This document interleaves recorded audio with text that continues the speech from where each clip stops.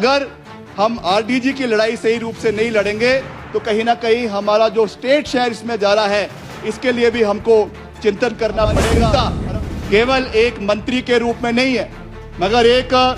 35 वर्षीय युवा के रूप में ये चिंता है कि आने वाले 50 साल में, आने वाले 37 साल में हिमाचल प्रदेश किस दिशा में आगे। देश में इतना पानी होने के बावजूद, नदियां होने के बावजूद अगर हम अपनी आय को बढ़ाने के लिए कदम उठाए तो उसमें केंद्र सरकार ही हमारे खिलाफ जो है वो सुप्रीम कोर्ट में खड़ा होगा कि वक्त की ठंडी हवाओं से डगमगाएंगे नहीं,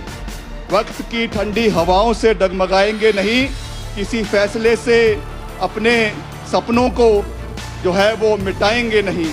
जो हक है हिमाचल का वो लेकर ही दम लेंगे, हम साथ है, इसलिए किसी भी संकट से हम कभी डरेंगे नहीं। बार बार तो मत पूछो आप हमसे, फिर हमको फिर बोलना पड़ेगा। माननीय सभापति महोदय, आज हम एक बहुत ही गंभीर और बहुत ही महत्वपूर्ण विषय के ऊपर यह सदन चर्चा कर रहा है और मैं अभी हम 2026 में हैं, मगर मैं 2037 की परिकल्पना कर रहा हूं और जब हमारी उम्र करीबन 50 वर्ष होगी, उस समय की परिकल्पना करते हुए मैं आज के संदर्भ में ये बात कर रहा हूं कि आज जो ये चर्चाएं इस विधानसभा के सत्र में हो रही है, नियम 102 के तहत जो प्रस्ताव लाया गया है रेवेन्यू डेफिसिट ग्रांट के ऊपर, उस पे सरकार की ओर से पक्ष रखा गया है और विपक्ष उसमें अपनी सोच आगे रख रहा है। यह विषय आने वाले समय में, जिसको हम कह सकते हैं कि they will have larger and impactful consequences in the development trajectory of Himachal Pradesh in the times to come. ये कोई आम चर्चा नहीं है, ये कोई आम चर्चा नहीं है। इससे हिमाचल प्रदेश के 75 लाख लोगों का भविष्य इस चर्चा के ऊपर टिका हुआ है। हमको इसकी गंभीरता को समझना है और मैं जानता हूं कि गंभीरता को सब समझते भी हैं, सब अपने अपनी बात से परिपेक्ष है, सब अपनी अपनी बात से परिपक्व है और समझते हैं कि इस विषय पे हमको गंभीरता से चर्चा करना है। मैं इस पे बहुत लंबी बात नहीं करना चाहता हूं क्योंकि सबने अपनी बातें यहां पे रख दी है, सभी आंकड़े भी यहां पे रख दिए हैं कि किस तरीके से हिमाचल जब अस्तित्व में आया या अस्तित्व में जब नहीं भी था, जब हिमाचल प्रदेश एक पार्ट सी स्टेट था, एक यूनियन टेरिटरी उसके बाद बना, उसके बाद पूरी हिमाचल प्रदेश को हमारे प्रथम मुख्यमंत्री डॉक्टर यशवंत सिंह परमार जी की वजह से हिमाचल प्रदेश पूरे अस्तित्व में 1971 में हिमाचल प्रदेश को स्टेटहुड मिला और उसके बाद जो ये आरडीजी का सिलसिला शुरू हुआ है उसके बारे में सभी माननीय सदस्यों ने, सभी इनलाइटेंड सदस्यों ने यहाँ पे अपनी बात को रखा है, तो मैं उस पर कोई कटाक्ष नहीं करना चाहता हूं। मगर मैं ये कहना चाहता हूं कि हमें आज से करीबन अगले 20 साल के बाद जो यहाँ पे इस माननीय सदन के अंदर उस समय के मुख्यमंत्री होंगे, उस समय के विधायक होंगे, उस समय की यहाँ पे विपक्ष होगा, जब वो इसके ऊपर चर्चा करेगा और बात करेगा कि एक दौर था जब हिमाचल प्रदेश में 2026 में आरडीजी बंद हुई थी, आरडीजी के बारे में जो चर्चा हुई थी उसमें उस समय के मुख्यमंत्री, उस समय के नेता प्रतिपक्ष, उस समय के मंत्री, उस समय के संतरी, उनकी क्या बातें इस सदन के अंदर हुई थी वो गूंजेगी, वो हिमाचल प्रदेश की राजनीति में गूंजेगी। यहाँ पे बात बिल्कुल ठीक कही नेता प्रतिपक्ष डिप्टी चीफ मिनिस्टर ने, मुकेश अग्निहोत्री जी ने, कि आज भी हिमाचल प्रदेश जब अस्तित्व में आया, आज भी उसकी चर्चाएं हो रही है, आज भी उसकी बातें हो रही है। उसी तरीके से ये एक ऐसा गंभीर विषय है जिसकी आने वाली पीढ़ियां इस बारे में चर्चा करेगी। तो मेरा ये निवेदन है अध्यक्ष महोदय कि इसमें केवल एक विषय नहीं, यहाँ पे सभी आरडीजी के बारे में तो चर्चा कर ही रहे, रेवेन्यू डेफिसिट ग्रांट के बारे में तो चर्चा हो ही रही है, मगर इसके साथ साथ जो जीएसटी कॉम्पनसेशन सेस में हिमाचल के अधिकार का हनन हो रहा है, या अधिकार का हनन आने वाले समय में जिसका हमको नुकसान होने को मिलेगा, उसके बारे में भी हमको चर्चा करनी चाहिए। एक और बात होती है कि हमें अपने परिवार को छोटा करना है, एक और बात होती है कि जनसंख्या प्रदेश की कम होनी चाहिए, कहाँ तो उसका हिमाचल प्रदेश को रिवॉर्ड मिलना चाहिए, कहाँ तो उसका हिमाचल प्रदेश को सहयोग केंद्र से मिलना चाहिए कि हमारी जनसंख्या पे हमने पहले से ही जो है वो कंट्रोल किया है, पहले से ही हिमाचल प्रदेश के लोग लिटरेसी रेट क्योंकि हाई है इसलिए हमारी जनसंख्या सीमित है, जहां तो उसका हमको सपोर्ट मिलना चाहिए वहां इसको कंज्यूमर बेस्ड उसमें करके हिमाचल को उसका नुकसान हो रहा है। उसके आंकड़े यहां पे ऑलरेडी हमारे सभी माननीय सदस्यगण रख चुके हैं कि जीएसटी कॉम्पनसेशन सेस जो हमको मिला एक समय तक मिला, मगर अब उसमें जो उसको बंद कर दिया गया है उससे लगातार हिमाचल प्रदेश को जो है वो नुकसान हो रहा है। हिमाचल प्रदेश को जो आरडीजी ग्रांट मिलती है उसका मुख्य परिप्रेक्ष्य और मुख्य जो उसकी फाउंडेशन है, बेडरॉक जिसको हम कहते हैं, वो क्या है? वो पर्वतीय राज्य, क्योंकि हिमाचल प्रदेश था सीमा पर्वतीय राज्य, हमारे बॉर्डर्स जो है वो इंडो उस समय तिब्बत के साथ और आज जो है वो चीन के साथ लग रहे हैं। आपदा जो है प्रभावित हिमाचल प्रदेश है, ये आपदाएं पहले भी हिमाचल प्रदेश के अंदर रही। मैंने कई डॉक्यूमेंट्स, कई हमारे जो पहले मुख्यमंत्री थे, यशस्वी मुख्यमंत्री हिमाचल प्रदेश के डॉक्टर यशवंत सिंह परमार, कई बार वो आर्टिकल्स लिखते थे उस समय के ट्रिब्यून में, उस समय के इंडियन एक्सप्रेस तो था नहीं मगर हिंदी के अखबारों में वो हर महीने हर 2 महीने में चर्चाएं करते थे कि प्रदेश में क्या समस्याएं हम देख रहे हैं, कैसे उससे हमको बाहर निकलना है। उस समय भी ये चर्चाएं हुई, उस समय भी उन्होंने इसके ऊपर अपना ध्यान एकत्रित किया जो है पहले मुख्यमंत्री जी ने कि किस तरीके से हमको इन चीजों से बाहर निकलना है। तो आज हमें उसी परिप्रेक्ष्य में इन चीजों को जो है वो देखने की आवश्यकता है। और जैसा मैंने आपको कहा कि जो स्पेशल कैटेगरी का दर्जा हमको मिला वो यहाँ की आर्थिक गतिविधियों और आर्थिक गतिविधियों की लागत अधिक आपत्ति छतरी हुई और साथ ही साथ जो हमारा इंफ्रास्ट्रक्चर निर्माण जो महंगा हुआ, राजस्व की क्षमता जो यहाँ पे सीमित है, जो हमारे इनकम के रिसोर्सेज बहुत लिमिटेड है। हमारा जो इंडस्ट्रियल सेक्शन है आप सब जानते हैं कि it is merely confined to only few districts of Himachal Pradesh. केवल जो हमारा ऊना का इलाका है, हमारे बद्दी का इलाका है, कालाअंब का इलाका है या हमारा और इलाका है, उससे ज्यादा हम because of the non availability of land हम उनको अपने इंडस्ट्रियल कैपेसिटी को बढ़ा नहीं सकते हैं। इसकी इन सब चीजों की पूर्ति करने के लिए हिमाचल को ये सहयोग जो है वो केंद्र सरकार की ओर से, केवल एक केंद्र सरकार की ओर से नहीं मगर एक कॉन्स्टिट्यूशनल फॉर्म में इसको जो है संविधान के अनुच्छेद 275(1) के तहत और वित्त आयोग की रिकमेंडेशन के माध्यम से हमें लगातार जो है वो राजस्व घाटा अनुदान मिल रहा है ताकि हमारा राज्य अपने न्यूनतम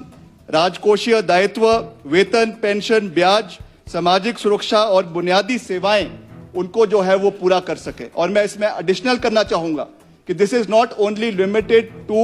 paying of salaries and giving arrears और DA, this is also limited, this is also expending into the arena of capital expenditure. आज अगर हिमाचल प्रदेश की हम लगातार बात करते हैं कि हिमाचल की सड़कों का निर्माण, बार बार इस बात का हम जिक्र करते हैं कि जब हिमाचल अस्तित्व में आया था मात्र 200 किलोमीटर सड़कें हिमाचल में थी। आज का अगर हम आंकड़ा देखें 46,000 किलोमीटर सड़कें हिमाचल प्रदेश के अंदर बनी है। एक बहुत बड़ा जाल हिमाचल प्रदेश के अंदर आज पहाड़ी राज्य होने के बावजूद हिमाचल के अंदर है। This is the capital expenditure we have incurred on the developmental trajectory of Himachal Pradesh. तो ये किसी का एक का इतिहास नहीं है, ये किसी का साझा इतिहास नहीं है, ये हिमाचल प्रदेश के लोगों ने, हिमाचल प्रदेश के समय समय पर सरकारों ने, मुख्यमंत्रियों ने ये योगदान दिया है जिसकी वजह से ये आंकड़ा आज हिमाचल प्रदेश में है। शिक्षा की बात आज मुख्यमंत्री जी ने करी है, स्वास्थ्य की बात आज मुख्यमंत्री जी ने करी है। तो इन परिप्रेक्ष्य को देखते हुए मैं ये बात कहना चाहता हूं कि जो 16वां वित्त आयोग की सिफारिशें और केंद्र सरकार के फैसले के अनुसार 31 मार्च 2026 के बाद राजस्व घाटा को जो बंद करने की सिफारिश केंद्र सरकार को जो है वो 16वें वित्त आयोग ने करी है। वैसे तो यह भी एक चिंता का विषय है अध्यक्ष महोदय, सभापति महोदय, कि जिस तरीके से एक एक करके जितने हमारे कॉन्स्टिट्यूशनल और स्टैट्यूटरी बॉडीज हमारे देश के अंदर है उनकी जो गरिमा है जिसको घटाया जा रहा है। एक जमाना था जब हम देखते थे, हम छोटे छोटे थे, बच्चे थे, उस समय तो स्कूल में थे, कॉलेज में थे, कि जब फाइनेंस कमीशन अपना रिपोर्ट ले करता था तो उसके पहले महामहिम राष्ट्रपति को मिलने जाते थे। वहां पे जाकर जो है रिपोर्ट को दिया जाता था, उसकी गरिमा को रखा जाता था, उसके बाद जाकर उसको पार्लियामेंट में ले किया जाता है। आप मुझे एक भी तस्वीर दिखाइए कहां पे इस जो है वो 16वें वित्त आयोग का प्रतिनिधि मंडल राष्ट्रपति महोदय से मिला, कहां पे उन्होंने इस बारे में कहा। अभी तो केवल मात्र ये सिफारिश जो है वो लोकसभा के अंदर की गई है और माननीय हमारी वित्त मंत्री आदरणीय डॉक्टर निर्मला सीतारमण जी ने इसको अपने बजट के अभिभाषण में पढ़ा है। मगर जैसा अभी मुख्यमंत्री जी ने कहा, अभी भी हमारे पास समय है।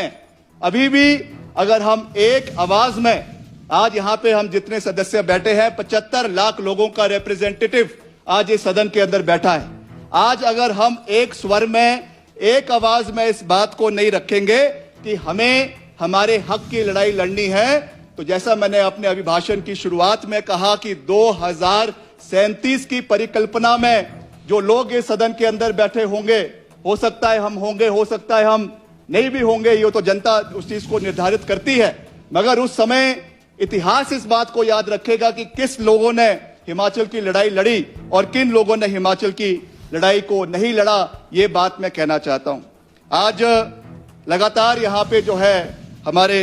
आर्टिकल जो है 275(1) और 280 की बात हो रही है। संविधान के अनुच्छेद 280 के अनुसार हर 5 वर्ष में एक वित्त आयोग का गठन होता है, जिसका मूल दायित्व संघ और राज्यों के बीच में। ये दो शब्द कि आज मैं समझता हूं कि पूरे देश में, केवल मैं हिमाचल प्रदेश की बात नहीं कर रहा हूं, कोऑपरेटिव फेडरलिज्म, ये शब्द मुझे लगता है कि भाजपा की सरकार में इस शब्द है ही नहीं। ये बहुत दुर्भाग्यपूर्ण है। This is a very unfortunate event that has occurred in the history of the country और उसका नुकसान हिमाचल प्रदेश को मिल रहा है। हम बार बार इस चीज का जिक्र करते हैं कि हिमाचल प्रदेश इस देश का अंग है। हिमाचल प्रदेश हमारे कोऑपरेटिव फेडरलिज्म में यूनियन ऑफ स्टेट का एक अभिन्न अंग है और ये हमारे अधिकार, हमारी जो सोच है, हमारे जो देश, हमारे प्रदेश की परिकल्पना है, उसके विपरीत लगातार ये कार्य हो रहा है। मैं आज इलेक्शन कमीशन की बात नहीं करना चाहूंगा। मैं आज और जितने संस्थान देश के अंदर है, किस तरीके से उनको इरेडिकेट किया जा रहा है। यूनिवर्सिटीज की, यूजीसी की बात अभी पूरे देश के अंदर उठी, जिस तरीके से सिस्टमैटिकली इन जो है हमारे बॉडीज को, स्टैट्यूटरी बॉडीज को खत्म किया जा रहा है, that is a different debate all together. आज अगर उसके बारे में हम बात करना शुरू करेंगे तो बात कहीं से कहीं जाएगी। आज बात केवल हिमाचल प्रदेश के परिप्रेक्ष्य में है और इसमें अनुच्छेद 275(1) स्पष्ट रूप से कहता है कि जिन राज्यों के आय उनके व्यय को पूरा नहीं कर सकती है, उन्हें संसद के द्वारा निर्धारित अनुदान देकर इस अंतर को भरा जाएगा। यही राजस्व घाटा का प्रारूप है और आज उसी की अनुपालना इस सदन के जो है इस देश के अंदर हो रही है और उसमें हम सबको अपनी आवाज उठाने की आवश्यकता है। अध्यक्ष महोदय, सभापति महोदय, मैं ये भी कहना चाहूंगा अध्यक्ष महोदय कि जो बेसिस ऑफ एनालिसिस है 16th फाइनेंस कमीशन का, हालांकि हमको इतने बड़े अर्थशास्त्री नहीं है, मगर मैं इकोनॉमिक्स का स्टूडेंट तो जरूर रहा हूं, मगर कोई इतने बड़े अर्थशास्त्री नहीं है, मगर मैं फिर भी ये कह सकता हूं कि जो बेसिस है जिसके ऊपर इसको पूरा बनाया गया है कि क्यों ये ग्रांट हिमाचल को नहीं मिलनी चाहिए। यहां तक कि 15वें वित्त आयोग ने भी ये स्वीकार किया था कि हिमाचल जैसे राज्यों में स्ट्रक्चरल राजस्व घाटा है और इस कमी को पाटने के लिए आरडीजी हिमाचल के लिए जरूरी है। लेकिन 16वें वित्त आयोग ने अपनी रिपोर्ट के अनुसार ना तो अलग अलग राज्यों के इनकम और एक्सपेंडिचर को की विस्तृत आंकलन दिया और ना ही किसी राज्य विशिष्ट राजस्व घाटा की गणना दिखाई, बल्कि सभी राज्यों का संयुक्त आंकड़ों के आधार पर एक नाप की टोपी सब लोगों के ऊपर, चाहे वो पंजाब है, हरियाणा है, हिमाचल है, उत्तराखंड है, कर्नाटक है, सभी के ऊपर एक ही फॉर्मूला चला दिया और आज उसकी वजह से ये हिमाचल को नुकसान हो रहा है। अभी यहाँ पे उप मुख्यमंत्री जी पहले कह चुके हैं कि हिमाचल की जो राजनीतिक जन्म हुआ है उसकी क्या पृष्ठभूमि रही है, हिमाचल की ज्योग्राफिकल टेरेन्स क्या है वो हमारे सामने है, हिमाचल में कितना फॉरेस्ट लैंड है वो हिमाचल हमारे सामने है। क्या हमारी वो उस समय अगर हम बात करें तो क्या हमारी जीडीपी उतनी थी जितनी बड़े बड़े राज्य, जिसके बारे में यहां पे जिक्र हुआ कि मद्रास प्रेसिडेंसी हुआ करती थी जिससे तमिलनाडु बना, जिससे आंध्रा बना, या बॉम्बे प्रेसिडेंसी हुआ करती थी जिससे सौराष्ट्र बना, जिससे बाद में गुजरात बना, जिससे महाराष्ट्र बना, उसकी अगर हम कंपैरिजन हिमाचल के साथ शुरू कर दे तो ये अपने आप में एक अतिशोक्ति होगी। और ये हिमाचल के साथ ये अन्याय जो हो रहा है, हमें दलगत राजनीति से ऊपर उठकर भाजपा को, कांग्रेस को पीछे रखते हुए हिमाचल प्रदेश की आवाज को, हिमाचल प्रदेश के 75 लाख लोगों की आवाज को केंद्र के साथ एक आवाज में उठाने की आवश्यकता है और हिमाचल के हकों को वापस लाने की आवश्यकता है, ये मैं कहना चाहूंगा। अध्यक्ष महोदय, state share in central taxes की लगातार बात हो रही है। 15वें वित्त आयोग में हमारा हिस्सा 0.830 था। 16वें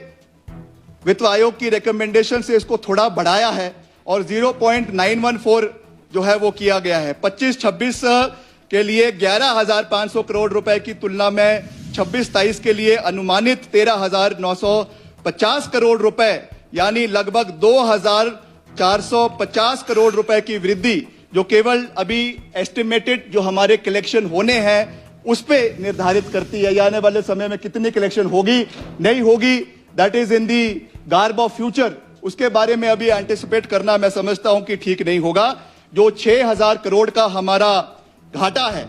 जो 6,000 करोड़ का हमारा घाटा है, इसको हमें कैसे पूरा करना है, इसके बारे में हम सबको चिंता करने की जो है वो आवश्यकता है। इसमें अंत में अध्यक्ष महोदय, मैं बहुत लंबी बात नहीं कहना चाहता, हालांकि सबने यहाँ पे 1-1 घंटा 30-30 मिनट बात करी है, मगर मैं कुछ ही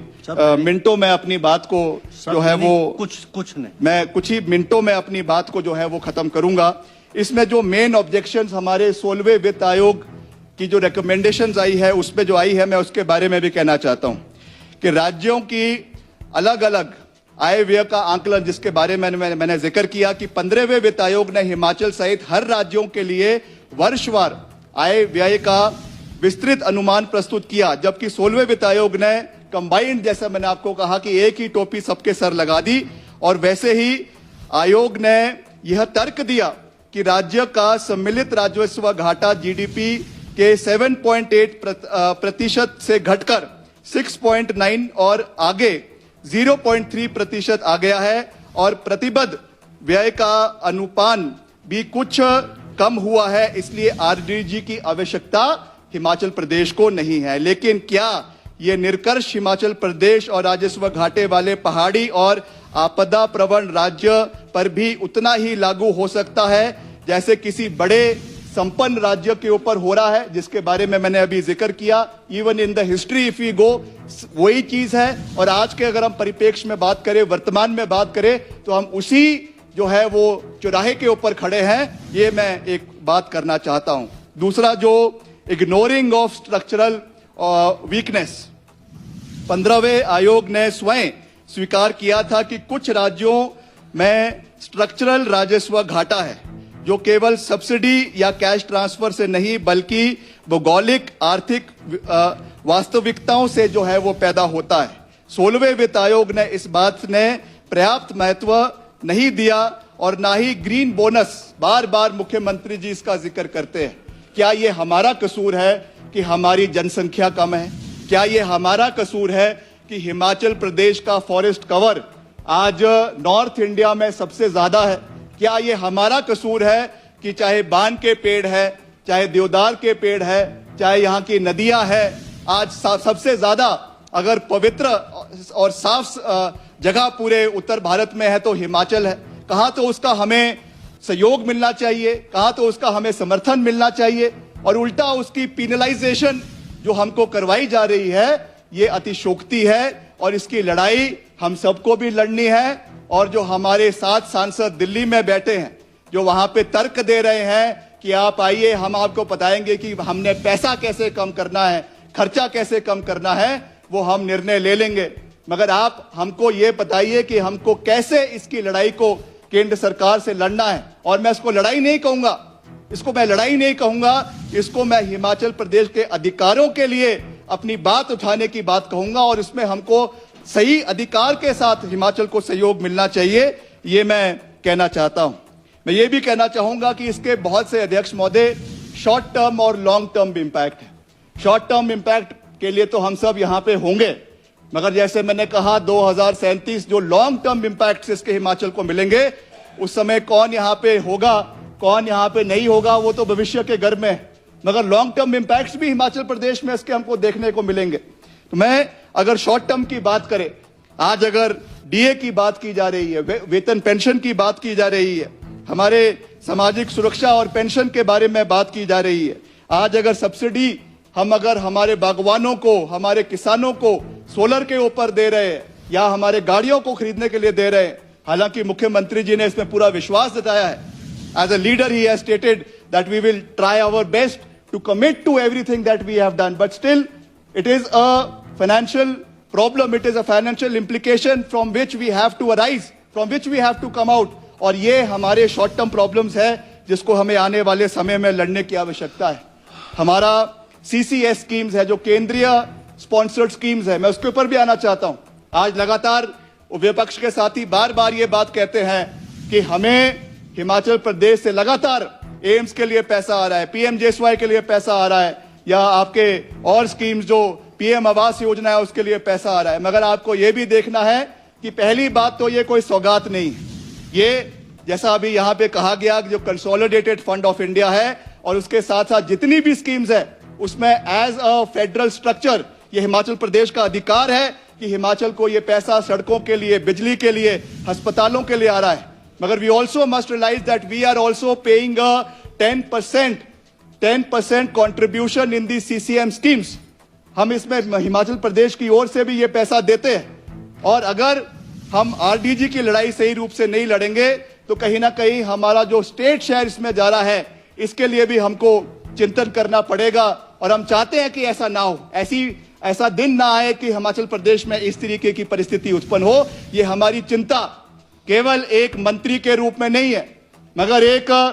35 वर्षीय युवा के रूप में यह चिंता है कि आने वाले 50 साल में, आने वाले 37 साल में हिमाचल प्रदेश किस दिशा में आगे बढ़ रहा है, ये मैं आपको अध्यक्ष महोदय कहना चाहता हूं।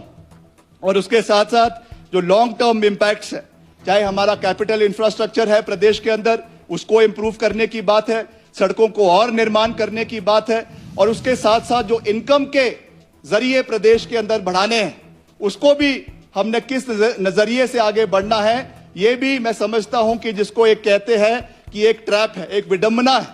एक और तो आप कहते हैं कि आप हिमाचल में जो है वो फॉरेस्ट लैंड की वजह से ज्यादा इंडस्ट्रीज नहीं लगा सकते, that is a problem that we are regularly facing. हम हिमाचल प्रदेश में इतना पानी होने के बावजूद, नदियां होने के बावजूद, अगर हम अपनी आय को बढ़ाने के लिए कदम उठाए तो उसमें केंद्र सरकार ही हमारे खिलाफ जो है वो सुप्रीम कोर्ट में खड़ा हो जाता है।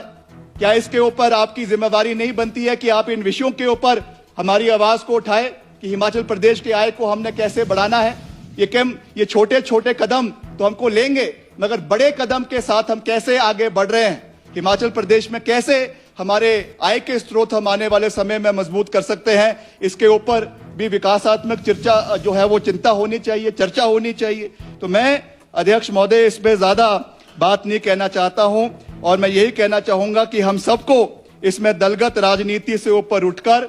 इस प्रस्ताव को सर्वसम्मति से अपने आत्मा को साक्षी मानते हुए, अपने संविधान को साक्षी मानते हुए इस प्रस्ताव को पास करना चाहिए, ताकि ये आवाज केंद्र सरकार तक जाए कि जब जब हिमाचल प्रदेश के लोगों के साथ कोई अन्याय होगा,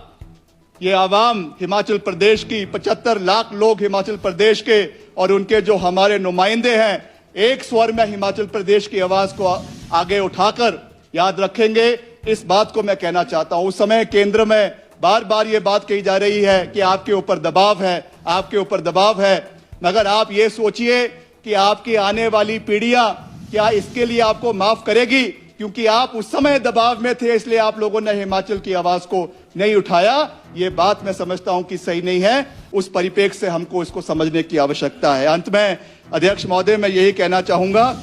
कि वक्त की ठंडी हवाओं से डगमगाएंगे नहीं, वक्त की ठंडी हवाओं से डगमगाएंगे नहीं, किसी फैसले से अपने सपनों को जो है वो मिटाएंगे नहीं। जो हक है हिमाचल का वो लेकर ही दम लेंगे, हम साथ है इसलिए किसी भी संकट से हम कभी डरेंगे नहीं। जय हिंद, जय हिमाचल।